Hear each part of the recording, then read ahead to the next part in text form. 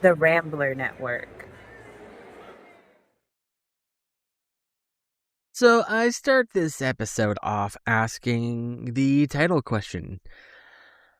Are Souls-like games even that hard? I know when you see a title like that, you think, oh, you're just trolling us. Of course. Yeah, okay, so I avoided Souls-like games for the longest time because they're advertised and I don't even know if they're advertised. Like From Software don't even really need a marketing team because like the internet does it for them. They're basically known like the Souls-like games, Dark Souls and like Demon Souls. Before that, Bloodborne and like all of those types of games. They are known for being super hard. They're like hardcore gamers. Get good, all of that, and then it got to the point where like other games start. It's a whole genre now. Like how we have Metroidvania, like Metroid, and then Castlevania. It's like those kind of games. That's a subgenre. It's like actually a genre now. Like we got Souls-like, and yeah, basically games that are like really hard. Here's the thing. I think there's a misconception. People think, oh, Souls-like are just really hard games. Not necessarily. There are games they go out of the way to make it as hard as they possibly can, and I hate it. I hate those games. I hate them. Um, First thing that comes to mind, Cuphead. I don't consider that a Souls-like. Just because it's hard doesn't mean it's a Souls-like. Honestly, I didn't know anything about Cuphead when I bought it on Xbox many years ago when it first came out. I'm like, oh, this looks like like one of those old style 1940s cartoons or whatever. Oh, okay, this is a fun little kids game. Bought it, downloaded it, loaded it up. I'm like, what the heck? Why do I keep dying? It's a little kids game. Why am I dying so much? And then I quickly realized, oh no, that's the game. This isn't even fun. I played it for like 2 hours, and I think I finally finished like the first little world area thing, and there's like a crossroads you can go two different ways, and I'm like, this isn't even fun. It's like so hard. It's not even fun.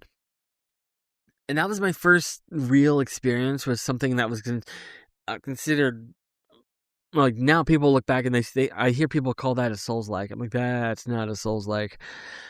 First time I ever played Dark Souls, I had all this hype built behind it. It's a really impossible game, and the only thing I knew about it was there's this area right at the beginning that this trap that people fall into. There's these skeletons, and you're thinking, oh, the game just started, so you're thinking, oh, I'm gonna take out these skeletons really quick, and that they're actually late game enemies, and so they're gonna wipe you out if you're just starting out. And so that's the only thing I knew about the game going in. I mean, other than it was brutally hard, you died. That I knew like the basics. I knew like campfires and I like the basic stuff. Like you die, you drop your stuff, you have to go get it. That like the basic concept of like the gameplay mechanics I knew through memes, and also the whole it's brutally impossible and everybody is, if you play it, you're a hardcore gamer. So first time I played it, I don't remember when it was. I think it was 2019, maybe 2020. I don't know. And it was on Xbox, and so the game started, and like right away, there's like this big massive boss. You start out with just a sword hilt, and I'm like, oh, this is different. And so like I'm going after this big this massive enemy right at the beginning of the game with just a sword hilt, and I'm hitting it, I'm not even hurting it, like maybe like a little tiny like little millimeter at a time every time I hit it, and then it like swings its sword and one shots me, and I kept doing it like 5 or 6 times, like, "Hey, this is hard, like what the heck." So this is reinforced what I'd been hearing. This game's impossibly hard, and I'm thinking, ah, I hate this. This isn't even fun. But then and then I noticed a door behind the enemy, and I was like, can I just keep going? And I kept going, and I like went up this path. There's like a stairway, and then like there are like smaller enemies, and you hit them with the sword hilt, and you can kill them. They took many hits. They took like I don't even. It's been a long time, like 8 years. Holy crap! 2018 was 8 years ago. I don't like that. um. Yeah. It was a long time ago. And so, like, you'd hit them with the sword hilt, and it took a lot of hits, and they would die, and then you'd move on, and you get their souls whenever they die, and you go through like this whole thing, and like at the end of it, you get an actual sword. And then he dropped down, and oh, the sword was right above where that enemy was. And I'm like, oh crap, I'm facing him again, but I have an actual weapon now. And then you kill him in like 4 hits once you get an actual sword. And then right then, I was like, oh, I get how the game works. That right there shows you right from the beginning how Dark Souls and Souls-like in general is meant to be played. And people don't understand that. I try to explain this to people. Well, first off, I'm not good at explaining things to people. I try to explain that to people, but, well. Anyway, I try to explain that whole philosophy thing to them. Like, the game teaches you how to play it at the beginning. And I try to tell people, they just want to run into swords swinging. They don't care about strategy. That's what these games are based around. Like, you can't just run in blindly. Like whatever. Yeah, you gotta strategize. You gotta know, like, no, you die a lot. Yeah, I'm not saying, oh yeah, I'm really good and I never die. Like, no, these games you're gonna die a bunch. But it's not when you die. It's not really like a punishment. It's more of like a lesson. Like, you learn something. Every time you die, you learn something. Like, oh, you should dodge whenever the enemy raises its sword, dodge then, or stuff like that. It teaches you, you should dodge here, use a potion there, or heal or whatever, stuff like that. And then, like, once I got past that, and then, like, right past there was like a staircase going down, and then I saw the little graveyard thing. I started walking down, and then I saw the skeletons. I'm like, I know this. There's a meme about this, and I'm not gonna go down there because I know what's down there. And what I just learned is if there's something in the game you can't do, keep going, and the game will give you the way to solve it. But everyone else just wants to, here's the boss. I gotta face it right now. So I kept going. I didn't face the skeletons. And I never did. I didn't beat it. Like, it's one of those games, it's annoying it happens all the time, where you stop playing a game, not because you didn't like it, but, either something else came up, like another game came up, or life happened. And like I only played Dark Souls for like a couple days, and I don't know how long it is, so I don't know if I got far, but I got what I think a decent way. I did die a lot. So when I tell people like what I was saying, like, it's actually not that hard. Oh, so you're saying you never died? Oh no, you die a lot. That's the game's designed. You're gonna die a lot. But instead of seeing it as, oh, I died, I suck, it's a punishment. No, it's like, okay, I learned something that death, and I'm not going to do that this time. And yeah. And so I started playing Souls-like games. Even if I didn't realize they were Souls-like, I didn't realize Hollow Knight was a Souls-like. I didn't realize that until kind of recently. I was looking at a list of Souls-like games, and Hollow Knight was on there. I'm like, oh, that's on there? That does make sense. The first thing that came to mind was not the difficulty. It was the fact that when you die, you drop all of I forgot what it's called.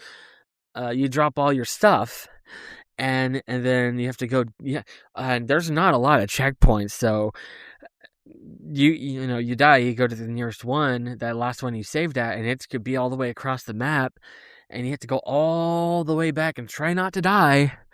again, because then you'll lose everything. You go all the way back to where you died and then fight the little shadow self and then get all your stuff back. Which I like that. I like the one where like you fight the shadow. You don't just go over there, push a button and get your stuff. You actually have to fight it. It's just 2 hits. I've never died fighting my shadow self, but it's like a little like an extra little challenge thing. It's like a little fun little thing to just go there, touch it, and you got it. And then there's another method I've seen in games like Star Wars Jedi Fallen Order, where that one's also considered a Souls-like. I didn't see it that way. Like I didn't um I never really struggled with it, but it's considered a Souls-like. I'm like, okay, I guess. Are you saying that because you drop your stuff and then you have to go hit the first um when you die and something killed you, you have to go to them and they're glowing. The one that killed you is glowing. You hit them and you get your stuff back.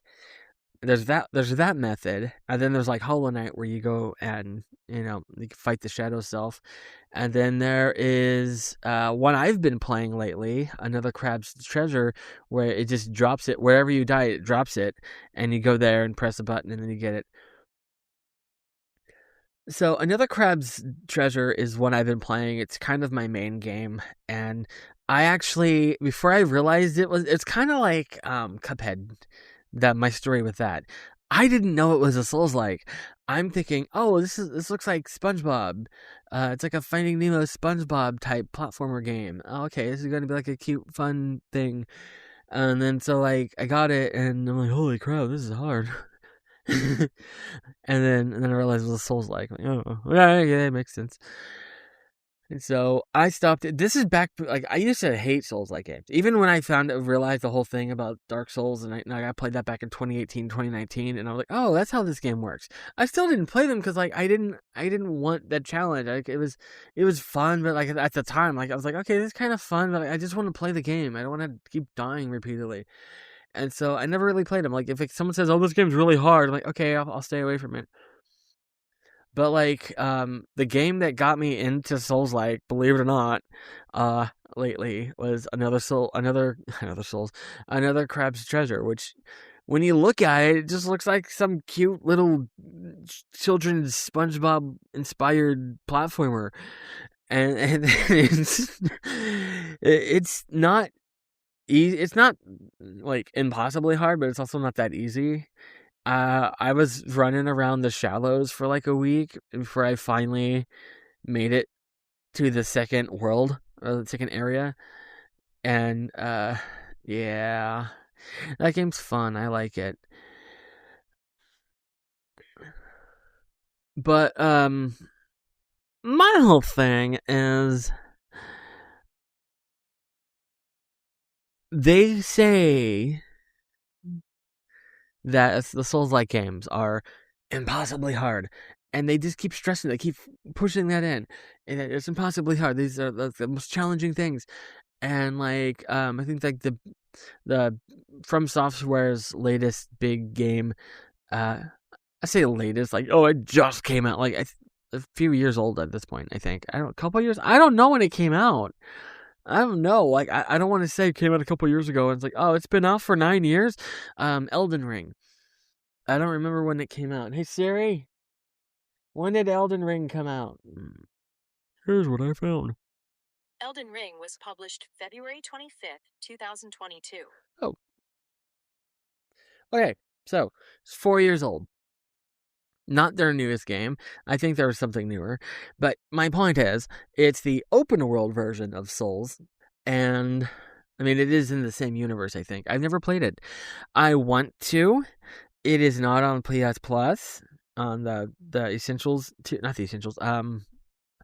Okay, so I have like the top tier one, and I don't remember which tier is like the Game Pass thing, because like one tier, I think the essentials is the lowest one. It's basically the old style PS Plus, where it's just the free games a month, the 3 free games a month, and then you can play online.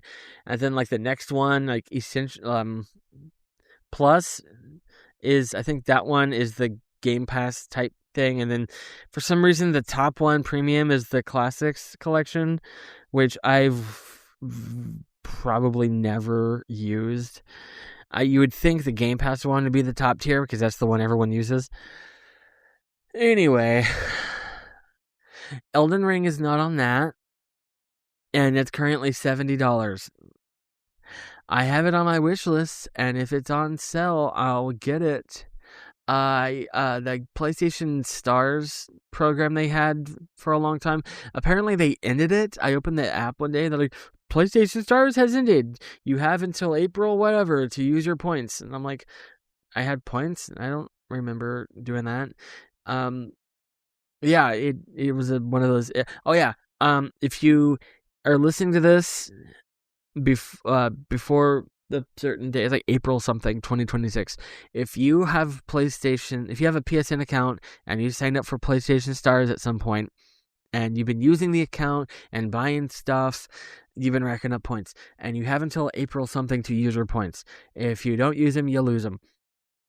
And I recommend doing that because I had 10,000 points racked up after 4 years of having the PS5, 4 years of buying games and everything, and I had 10,000 points racked up, and for 2,500, you get a $10 gift card for the PlayStation Store.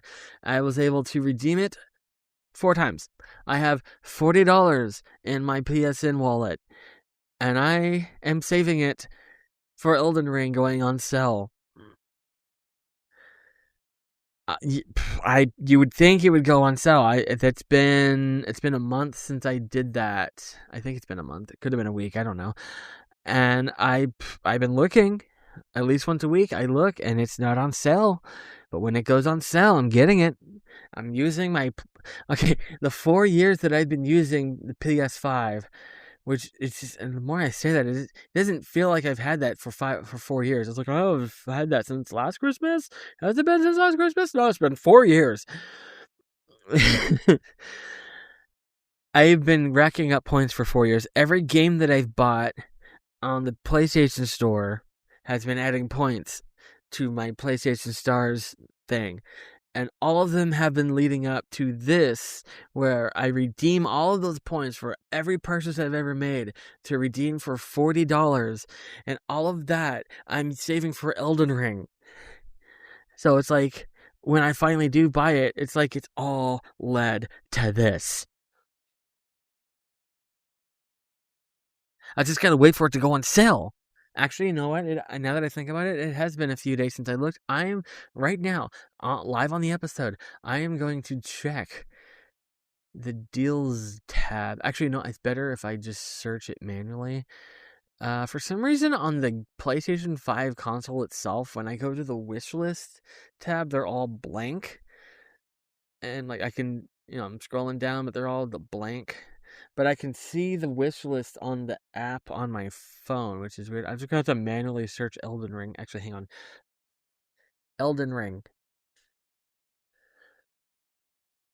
Done. Oh, let's see. If it's on sale for under $40, I'm buying it. It'd be cool if I bought. No, still. No, $60. I was wrong. Why did I think it was $70? Let me see. Let me see. Deluxe edition. One of these. That's $99. That couldn't be it. One of these, I am doing this live on the episode. Oh, there we go. Elden Ring Shadow of the Erd Tree edition. That's $80. That's worse than I thought. What is that? That is Elden Ring and Shadow of the Erd Tree expansion. So that's the one I want. That I'm adding that to my wish list. Taking the regular standard edition off my wish list. I am getting the highest edition I could find. I'm waiting for the $80 edition to be half price. Will that ever happen? I don't know. I hope so. It may be a while. I may end up just giving up and buying it myself, but I doubt that, because that is a lot.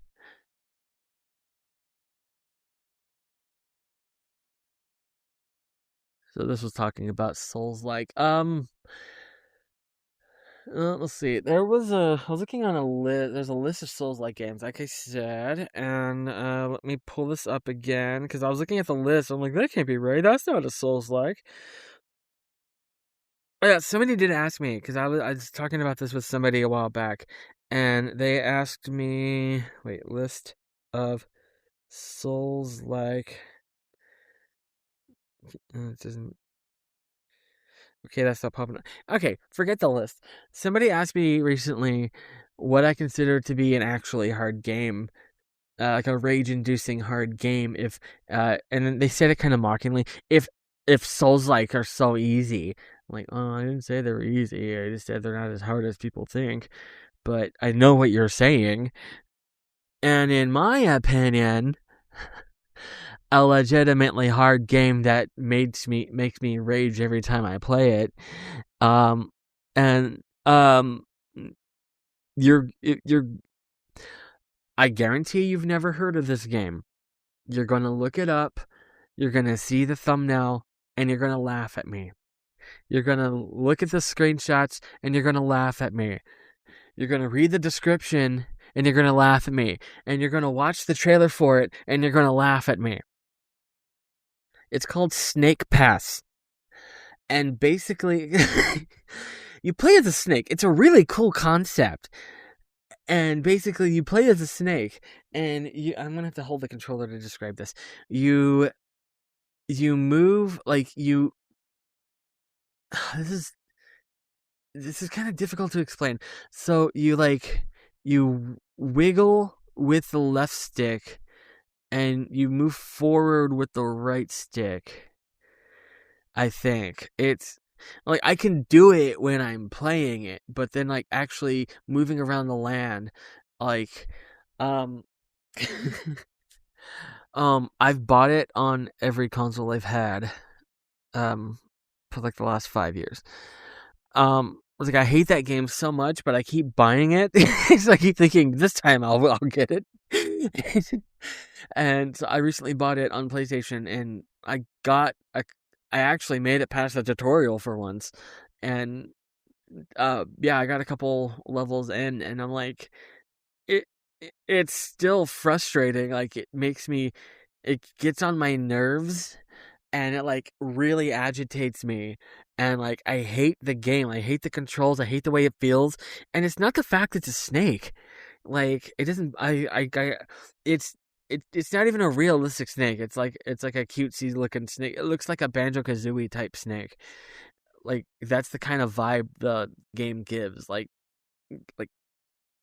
art style, and like it's not the fact that it's a snake that gets on my nerves. It's the controls.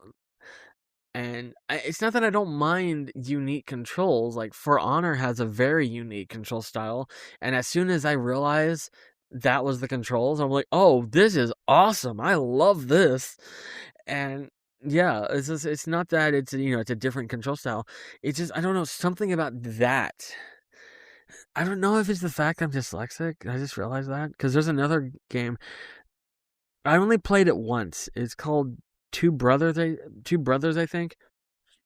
Um, Basically that one, I saw someone describe it as a twin stick, and that it's accurate, I guess. Again, it's a very interesting concept. There's two brothers. There's an older brother and a younger brother, and you control the older brother with the left stick and the younger brother with the right stick, and you have to work together. Your thumbs have to work together to get through puzzles and go through the world, and I don't know. I don't know if it's because I am dyslexic. When I tell people, "Oh, maybe I'm just too dyslexic," they're like, "That's not funny. There's people who are actually dyslexic." No, I'm dyslexic. Um, but here's the thing. I don't know if it's because I'm dyslexic or if I'm just stupid or I don't know. Because yeah, I did not like that game. it wasn't rage inducing like Snake Pass. It just I got through. I actually got kind of far in Two Brothers, and I was just like, I don't know. It's kind of uncomfortable to play. Like someone told me they were like, I'm not going to spoil anything, but the control scheme is actually part of the story, and I'm like, could you go on? And they're like, I can't without spoiling anything. And I was like, I'm probably not going to get to the end. And they're like, I'd rather just, you need to play it. I'm like, and then I never did. So apparently the fact that the controls are like that are part of the story, and I don't understand it. And at this point, I kind of don't want it spoiled because now I want to know. um, but yeah, going back to what I was saying, Snake Pass is a game that it's like my arch nemesis game wise. And someday I will actually, you know what? Hang on, I am curious. I'm gonna pull this up because I did no, not that one. I did buy it on PSN recently, and so it should still be up right there. It's the 10th game on the thing. Is there any? Obviously, there's. I was about to ask if there's any trophies. Of course, there's trophies. It's a wait. Uh, it's not letting me see the trophies. Are there trophies? If there's no trophies, I'm starting to think there's no point. Like, okay, at the very least, I want to earn trophies on this. Like, if I'm gonna have to suffer through this game, I want to earn trophies. I'm not seeing any trophies. Okay, I'm not playing it. No, you're not gonna make me. No one is making me. Let me see. Let me look at the item page. There's it's PS4. Um, yeah, released 2017, and I think I played it on Xbox, and then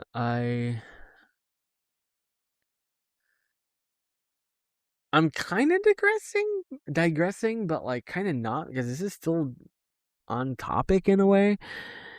Um, yeah, I pulled up. I don't see any trophies. Hey Siri, does Snake Pass have any trophies on PS4? Yes, Snake Pass has 34 trophies for PlayStation 4. What? This answer is from GameSpot.com. .com. What is the percentage of people who got platinum? The current PS4 trophy percentage for the Platinum is 0.1%. This is largely meaningless as it takes in every PSN account that has the game added to. Do you want? No, it is meaningless because it's Snake Pass. But the fact that it's 0.1% got the platinum, it's not just me, and that is validating.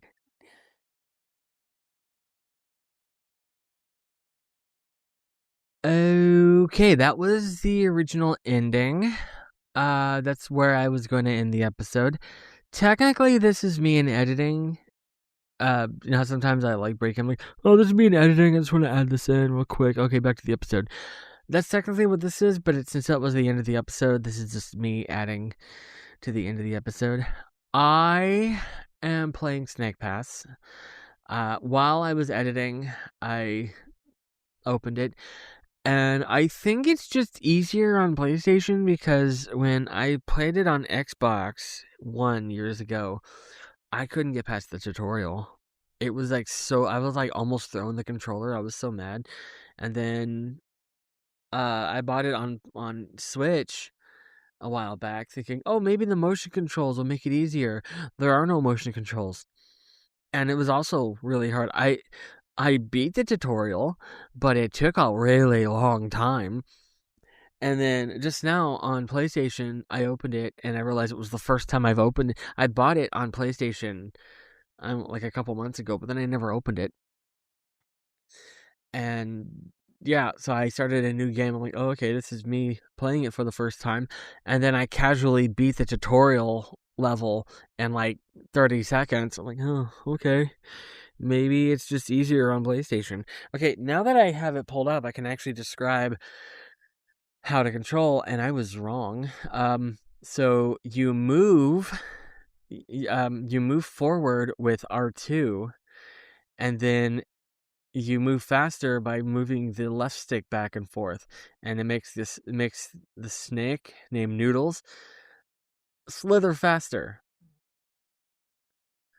And then you raise your head by pressing the X, and it's actually not that hard to control. Like, I'm just like maneuvering around these obstacles, and it's doing what I want it to do. And I don't know if it's the PlayStation controls that are easier than the other two consoles, or if I'm just it's not that I got better at it, because it's literally the same game, and like the Switch one was a couple months ago. So like, yeah, like while I've been talking, I just beat the tutorial. Like, when I started recording, I started the tutorial, and then it took me longer because like the first like 20-30 seconds I was like just spinning in a circle, and then I just went through the rest of the tutorial, and you probably hear the sound effects in the background. I'm gonna go back to the dashboard. Yeah, so I guess Snake Pass is not as rage inducing as the Xbox one was, so I kind of want to play that one now. um so something else I was gonna say when I was doing. Oh yeah, what made me want to do this episode was tonight I went live on Twitch for the first time in a couple of years, and I played Bloodborne. And it was my first time. Technically, I did play it in like 2018 on PS4, and this is before I really knew much about. I didn't really know anything about Souls-like games. I knew video games. I was thinking it was like an action game or whatever, and I went in with that mindset, and I kept dying, and I was getting mad. Like, this game sucks. I hate it. Ah! And then so like every time over the years, I kept hearing people talk about, no, Bloodborne is one of the best games of all time, and I'd be like, bah, humbug. And so, like, even a few months ago, people were like, well, we need a Bloodborne 2. And I'm like, really? Why? No, drop it. Leave it alone. That game sucks. And then, so, like, and then I realized that's a Souls game. Like, not just a Souls-like. I mean, it's from software. It's literally a Souls game. And now, like, I've been getting back into, like, Souls games lately, Souls-like, because of the crab game, and then like Hollow Knight, and then I also played Silksong. Silksong isn't as hard. Um, I kind of touched on. I realized when I was listening to it while editing that I touched on the difficulty on Hollow Knight, but I didn't say, like, the game starts out easier, then it gets really hard, and I never beat it. And yeah, and then Silksong was easier, and then so like they re-released Hollow Knight recently on the next gen version, a PS5 edition, and I bought it because, of course, why wouldn't I? And yeah, it's easier. Like, I don't know if they dumbed it down or anything, but like, it's not as hard as it used to be. Like, there's those tall guard people. They have the shields, and you gotta like jump over them, and it like they have like the swords, and there's that one part where there's like two of them. Yeah, like, I never landed a hit on any of those enemies. I've never landed a hit, and then that area where there's two, I'm like, oh crap, and then I jump above them on the platforms. I've never even landed a hit, and then the first time I came across them, I casually defeated both of them. I'm thinking maybe they dumbed it down because this game is easier now. It's no longer a Souls-like. But anyway, yeah, like I've been getting back into, I've been getting into Souls-like games lately. But like specific ones, like the ones that are actually Souls-like, not just they're really hard. Um Again, because like another Crab's Treasure, and then I've been playing Bloodborne, and I want the Souls trilogy, but they're still full price for some reason. Like all three of them. Like, why? They're like over 10 years old. Dark Souls 3, I think, came out over a decade ago, which feels weird at this point, but yeah. And it's kind of funny because my two main games right now, one of them is Another Krebs Treasure, which is Soulslike, and it's really challenging. And the other one is Disney Dreamlight Valley, which is a cozy game with no combat and you don't die. So complete polar opposites. But like I do want to talk about really quick before I end this, like kind of my favorite thing about like the Souls like thing. It's not just the difficulty; it's like the strategy. Like you you can tell that like while playing it, it's you can do it. You know how to do it. Like while you're fighting these enemies and they're repeatedly killing you, it's like you can tell how to do it. You just gotta like you're not dodging fast enough, or you don't have you're not using your health potions or health whatever enough. But like once you figure out the pattern that the enemy uses, or you're dodging at the right time, using the potion, swinging, or knowing when to hit, like you can do it. And that's the kind of the cool thing. Like I like those games where like they're challenging, but when when you finally get past it, it's like I did it, and then you go on to the next thing. What I don't like are those games that are just brutally hard for no reason. Those games where when you finally get past this part that like you're on for a long time, you finally get past it. It's not even a I did it. It's a about time. That's not even fun. That's when it stops being fun. When it gets to the point where when you finally get past a part when you're not happy, you're just okay. It's about time. That's no longer fun. So like I started playing another Crab's Treasure because one of my best friends started playing it, and when she was telling me, it was like, "Oh, I'm playing this game," I'm like, "Oh, come on," because I remember when I started playing it the first time, and I'm like, "I hate that game. It's stupid. It's hard. I don't like it." And she was telling me about it, and she kept talking about it. I'm like, "Okay, fine, I'll try it again." And then I was like, I've been playing it since, and I'm like, I really like it. I'm pretty far into it. Hey, how many? Whenever I started again, I had 36 hours in it, 36 minutes in it. Now I have 8 hours. So, yeah, I'm really into it now. It's been less than a week since that happened, since I got back into it, and there was an enemy that we kept talking about. Early in the game, it's optional. The second you enter the shallows, you could fight this. We call him Guillotine guy. He had a specific name, but we don't remember his name. We just call him Guillotine guy. If you've played the game, you know who we're talking about. You could go and fight him at any time. He's open to you. He's like almost right next to where you come out. You can walk over there and fight him. You're gonna die. I mean, you're not gonna beat him like right away. He's tough.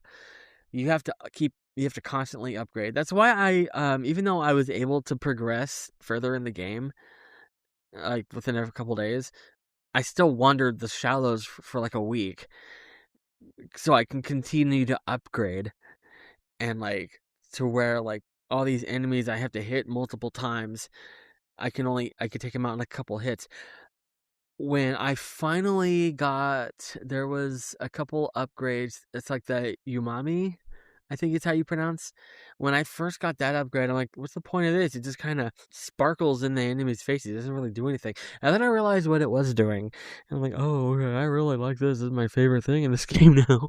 And I unlocked that, and I walked back over to Guillotine guy, and then I beat him on the first try. And I said, it is time. I am ready to move on. And that's when I moved on.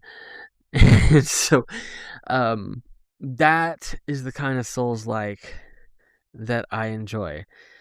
The kind that, yeah, for the most part, you do have to grind in Another Crab's Treasure, but it doesn't feel like grinding. It feels like exploring and learning and just having fun. It's a fun game. It is challenging, but it doesn't feel like punishment. And that's how Bloodborne was tonight. It was I didn't get far. I only played for like an hour. Um oh, and about the Twitch stream, I I was live for a little over an hour, and since my PlayStation controller doesn't have a good mic. Oh wait, that's the old controller. I was thinking when I used to go live on Twitch and then I would push the videos on YouTube, and the audio wasn't great, so I had like this headset, and but that was the old controller and I have a new controller, and I didn't think about that. But yeah, so I was using this mic, I recording myself on the audio director program on my laptop while I was gaming, and I was going to put the video with the audio and then put it on YouTube.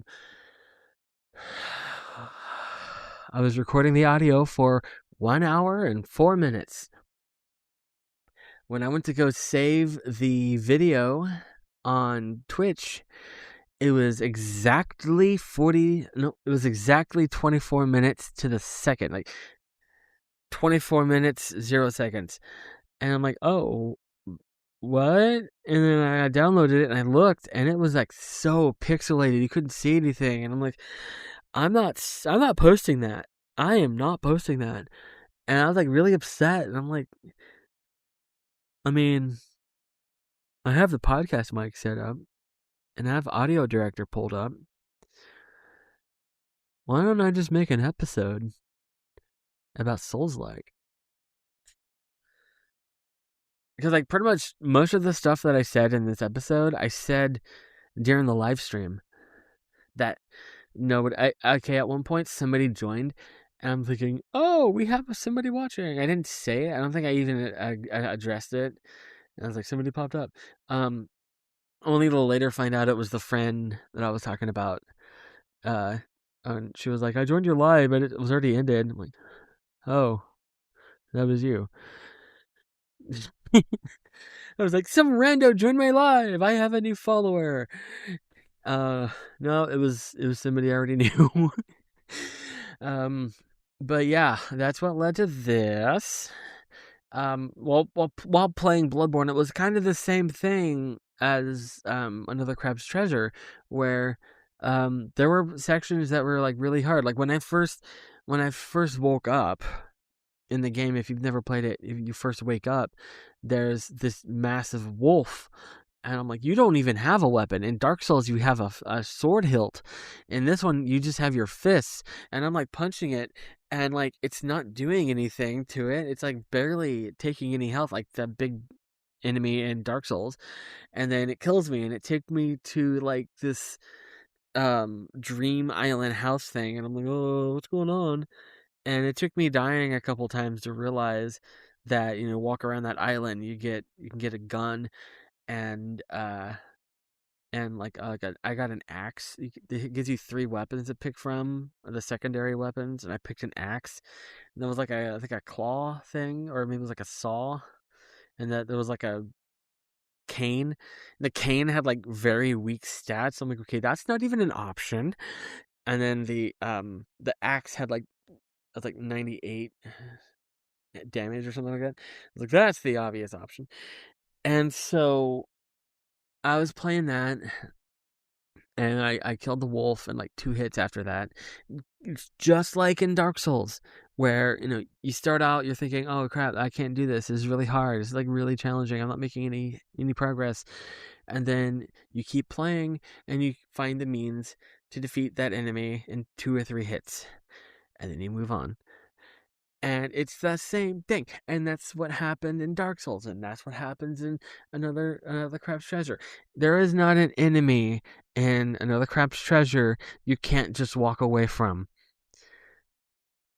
that I have ran into. Because, like I said, I'm only in the second world. Every boss that I've come across, which there's only been like 2 or 3. There's 2 main bosses that I've come across. And both of them you could walk away from. There was the that snail thing when you first get the umami thing. There's like this big, I want to say like a patio room thingy. I don't know. And yeah, you could walk away from that at any time.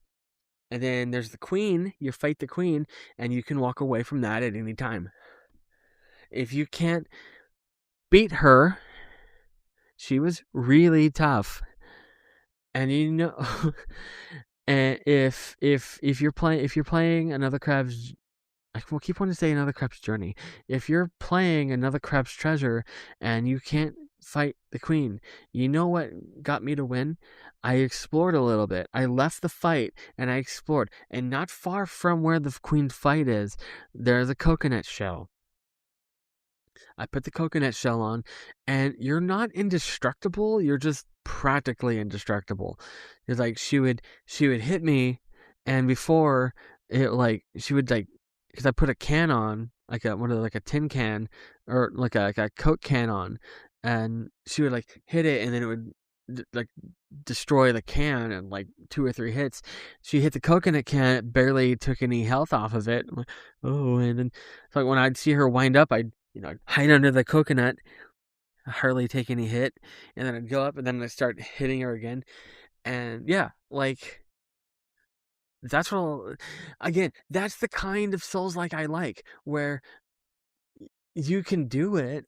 The game shows you how to play it. Like yeah, like it shows you how to play it, and if you just keep going, keep playing it, you'll level up, and you come back and you can do it, and it's easy in a challenging way. What I don't like are those relentless games that are hard just for the sake of being hard for no reason. That's not fun. I do not have fun playing Cuphead. That was needless. And I have friends who've played and beat Cuphead, and they're like, oh, I had a blast. That game was so hard. It'll, like, I forgot what they said, but like, no, I don't want to play a game that's hard just for the sake of being hard. And like, almost impossible. Like, give me a game that's challenge. I'd rather have a challenging game than an impossible game, you know? Does that make sense? Is that making sense? See, like with stuff like the Souls and the Crab game and Hollow Knight, even when you're weaker, you could take on the bigger fights if you strategize. That's like the key thing. You gotta strategize. And again, like a lot of people don't like to strategize, and I don't get it. It's fun to me, and that's the fun thing, strategizing. Like in that, like I don't like real time strategy. I think that's the name of the genre. I don't like those kind of games. I like this kind of game where you have to strategize. You get what I'm trying to say.